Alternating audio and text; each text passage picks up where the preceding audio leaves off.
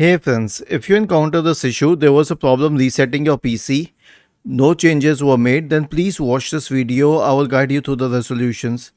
So the first solution is a clean boot. Why? Because a third party software or product could be preventing the game. So here's what you have to do. Search for system configuration in the Windows search bar and open system configuration. Go to the services tab. Check the box associated with Hide all Microsoft services. If any of the services checked, click on disable or apply OK and then restart your computer. The next solution will be an SFC scan. Search for command prompt in the Windows search bar and click on Run as administrator.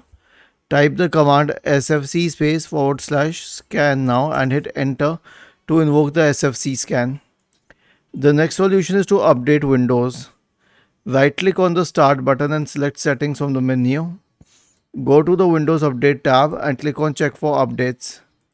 And the last solution is obviously to try again. Now, one thing that has to be noted is that when we perform a clean boot, we are restarting the computer anyway. So a lot of services are also restarted, which can fix the problem. Was this helpful? If yes, then please subscribe to the channel. If not, then let us know in the comment section of the video on how we could help you further. Thank you for watching this video and have a nice day.